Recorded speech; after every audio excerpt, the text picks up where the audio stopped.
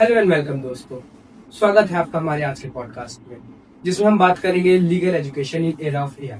तो आज हमारे साथ जो गेस्ट है वो है मिस्टर श्रेयस। सर ने अपनी degree national law university Lucknow से की है। उसके बाद इन्होंने इलाहाबाद हाई कोर्ट में लीगल प्रैक्टिस स्टार्ट की थी और अब इन्हें ऑलमोस्ट 9 साल का एक्सपीरियंस है। इन 9 सालों में इन्होंने कई प्राइवेट केसेस देखे हैं और कई गवर्नमेंट ऑर्गेनाइजेशंस को भी रिप्रेजेंट किया है। Thank you, Ayush, for such a warm welcome and for inviting me on this podcast. मुझे बहुत खुशी होती है जब मैं आप जैसे यंग स्टूडेंट से मिलता हूँ, इंटरैक्ट करता हूँ। इसलिए मुझे बहुत ज़्यादा खुशी हो रही है कि आप लोगों ने मुझे इस पॉडकास्ट में इन्वाइट किया। आज हम लोग बात करेंगे legal education in era of AI के बारे में। जैसे एआई है तो ये आजकल हर एक फील्ड में ट्रेंडिंग है, चाहे वो मेडिकल फील्ड हो या लीगल फील्ड हो। तो सर ये कहीं लीगल कहीं डिफाइंड है, चाहे वो कोई लीगल स्टैट्यूट हो या कोई लीगल डेफिनेशन इसकी। Thank you, Ayush, for the question. But to be very honest, AI as a term कहीं डिफाइंड नहीं है. The reason being very obvious कि AI टर्म एक रोबोटिक्स या कंप्यूटर साइंस इंजीनियरिंग का टर्म है. अभी ministry of electronics and information technology ने रिसेंटली अभी एक ड्राफ्ट शेयर किया है, propose draft in amendment of to IT rules 2001. उसमें AI जनरेटेड कंटेंट्स की बात करी गई है, लेकिन जो प्रॉपर AI है उसकी डेफिनेशन कहीं नहीं है. AI बेसिकली 3 तरीके के होते हैं. पहला नैरो AI को अगर आप समझना चाहें तो ऐसे समझे कि जैसे Google Translate is the best perfect example of it. That is design only to do one and a specific purpose. Then there comes mediocre AIs और मीडियम AIs. उनका पर्पस है लिटिल बिट मोर वाइडर, जैसे chat GPTs हो गए, अभी Comet एक नया AI आया है. Then there is Perplexity AI. All these come within the ambit of mediocre AI. Then there are super AIs. Super AI का concept अभी से books में है और अभी it has not evolved in real life. जैसे अगर आप for example, the super AI is the best example है Terminator movie. The AI shown in the Terminator movie is the perfect example of super AI. Sir आपने AI के बारे में तो बता दिया, अब इसके बारे में कोई रूल्स या रेगुलेशन हो तो उसके बारे में बता दीजिए.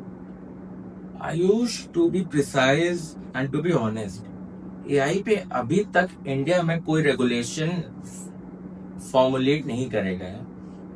But few days back the ministry of electronic information and technology ने प्रपोज्ड ड्राफ्ट अमेंडमेंट पे कमेंट्स मांगा है, जो आईटी रूल्स 2001 को अमेंड कर रहे हैं. उसमें AI जनरेटेड कंटेंट की रेगुलेशन के लिए ये रेगुलेशन है. That is the only indicative law today in India. And ये भी कहना गलत है कि वो लॉ है, अभी तो वो प्रपोज्ड लॉ है. इन इंडिया जो लॉ एंड टेक्नोलॉजी का स्टेटस है, in India law follows the technology. Unlike in western Nations, technology follows the law. और जो अभी रेगुलेशंस आई हैं आईटी, जो आई क्या है वो प्रपोज्ड है, उसमें सिर्फ सोशल मीडिया पे AI जनरेटेड कंटेंट्स के रेगुलेशंस के लिए की गई है. रेगुलेशंस टू द एक्सटेंट कि अगर कोई AI जनरेटेड कंटेंट है तो उसमें AI जनरेटेड का लेबल लग जाएगा. That's it, nothing more than that the regulation is containing. Sir अभी कुछ जुडिशियल डिसीजंस आए हैं regarding copyright on content created by AI. तो मेरा क्वेश्चन ये है कि अगर कोई एआई द्वारा कंटेंट जनरेट होता है तो उसके कॉपीराइट का ओनर कौन होगा? Ayush, the answer to this question is neither yes nor no. There is a very famous line in law कि law is neither black nor white. It is actually grey. The same is with this answer. The answer is neither yes nor no. AI whether can hold the copyright is answered on the website of World Intellectual Property Right Organization's website. उसमें लिखा है कि जो content AI अपने आप generate करते हैं without much creativity of the person who is entered that data. उसका वो कॉपीराइटेबल मटेरियल नहीं है, बट और उसका जो कॉपीराइट है वो किसी के पास नहीं है। बट अगर किसी पर्सन ने कुछ क्रिएटिविटी से कोई डेटा या कोई प्रॉम्प्ट एंटर किया, उससे कोई एक नई चीज बन गई, then the person who has entered that command will have the copyright. और दूसरी चीज कि एआई को राइट ना देने के पीछे रीजन बेसिकली ज्यूरिस्प्रूडेंस, एक जो सब्जेक्ट हम सबसे नापसंद करते हैं, उसमें लाई करता है। ज्यूरिस्प्रूडेंस में अगर आपने सामन की थ्योरी पढ़ी हो या स्टैमर पढ़ा हो या ये सब बुक्स की ओरिजिनल थ्योरीज ना पढ़ी हो, या प्रांजपे सर की किताब पढ़ी हो या वीडी महाजन सर की किताब पढ़ी हो, तो उसमें ये बोला गया है कि जो लीगल पर्सन है, वेदर नेचुरल और artificial, can hold right. AI जो होता है ना वो लीगल पर्सन है, इसलिए नहीं, ना वो नेचुरल है ना लीगल है, इसलिए एआई जब पर्सन ही नहीं तो वो राइट कहां से होल्ड कर सकता। इसलिए AI can never hold copyright. Sir आजकल हम लोग देख रहे हैं कि एआई से जो है वीडियोस इजीली एडिट हो जाते हैं, फोटोज इजीली एडिट हो जाते हैं। तो हमारी इंडिया का जो ये एविडेंस एक्ट है, भारतीय साक्ष्य अधिनियम, क्या ये अकेला इस बात को एड्रेस कर सकता है कि evidence generated by AI are admissible or not? Ayush, so far as the question regarding admissibility of AI generated evidence or the admissibility of content created by AI, इस क्वेश्चन का जवाब अगर हम ढूंढते हैं तो हमारे पास पहला एक वाइट पेपर आता है। वाइट पेपर बेसिकली एक तरीके की रिसर्च होती है। वाइट पेपर्स हम लोग कहते हैं रिसर्च, जो किसी ने करी एक प्रॉब्लम का सोल्यूशन देने के लिए। तो एक वाइट पेपर है ऐसे ही, रिटन बाय डैनियल सेज। उस वाइट पेपर का नाम है कंप्यूटर आउटपुट एज एविडेंस। ये वाइट पेपर 1997 में डैनियल सेज ने लिखा, जो नेशनल यूनिवर्सिटी ऑफ सिंगापुर के प्रोफेसर थे। और ये paper is comparatively could be compared with the paper of Karl von Savigny, जो 19th सेंचुरी में जिन्होंने कोडिफिकेशन ऑफ जर्मनी में codification of law in Germany को रोक दिया था जर्मनी में। वो उस लेवल का पेपर था।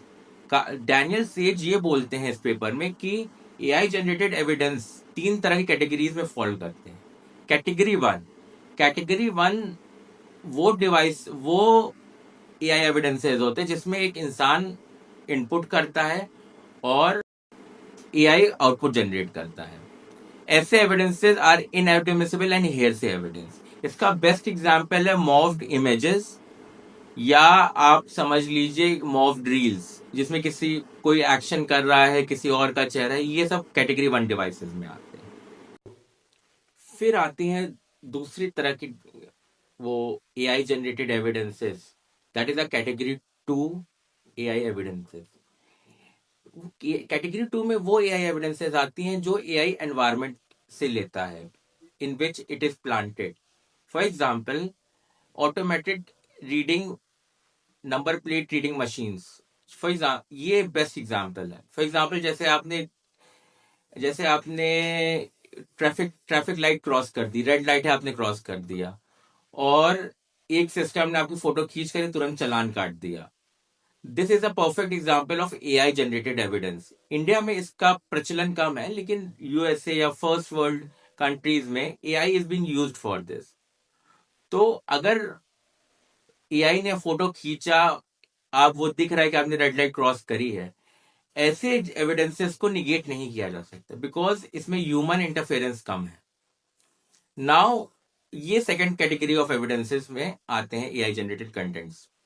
Now there is third kind of category of AI generated evidences. ये फर्स्ट और सेकंड का हाइब्रिड है। For example, there will be some human interference in it and there will be something done by the AI.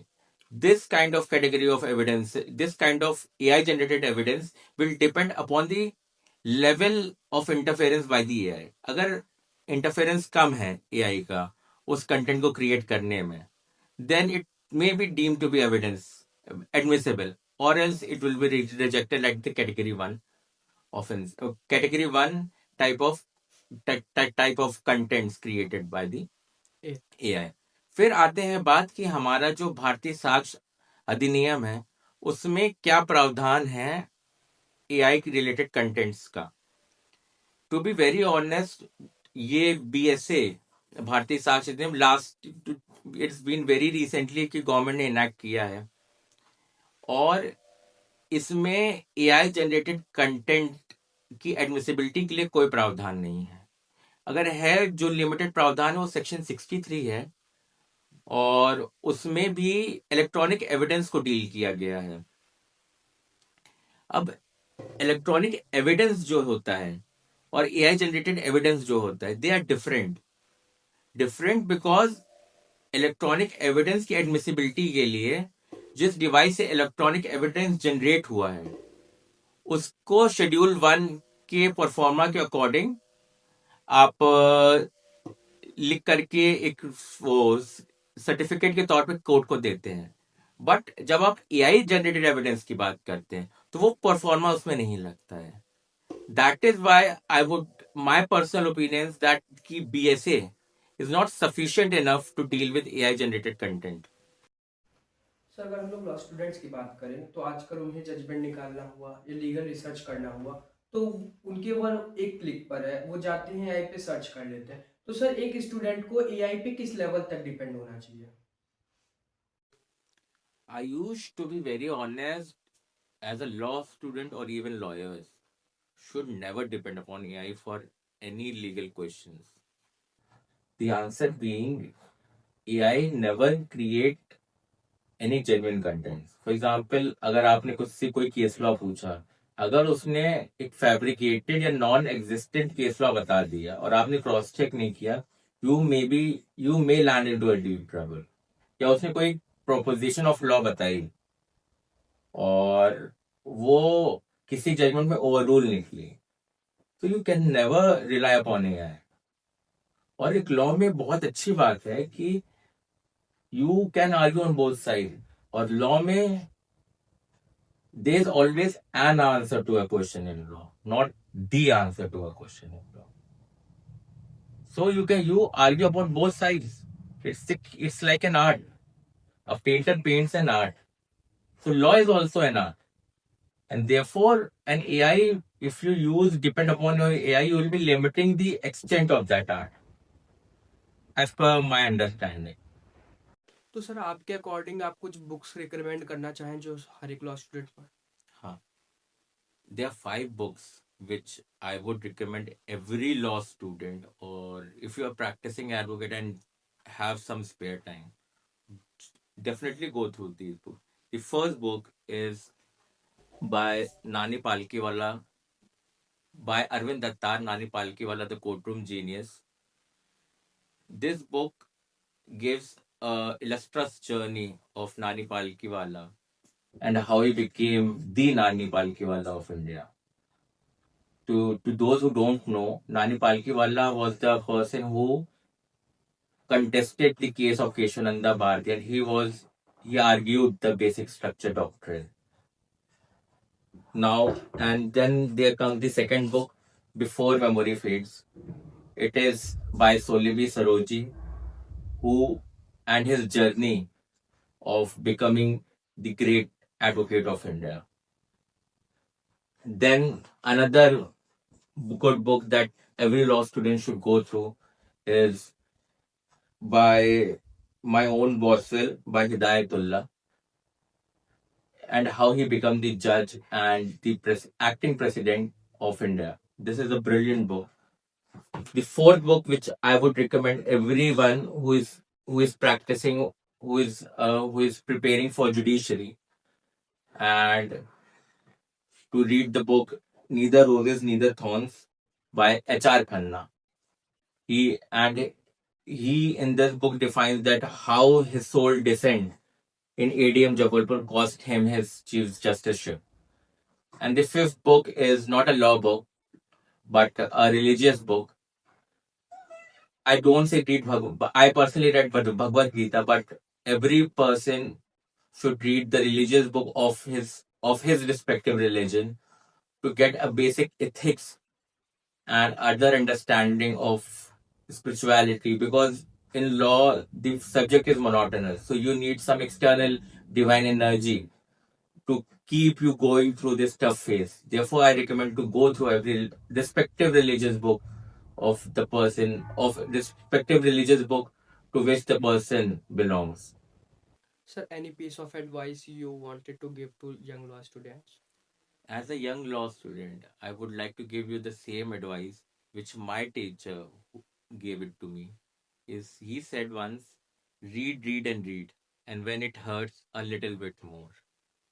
And then he said that every law student, every law student across the nation should read at least one Supreme Court judgment a month and one High Court judgment per week and one book, either autobiographies or biographies by legal luminary, every month throughout his 5 years law school.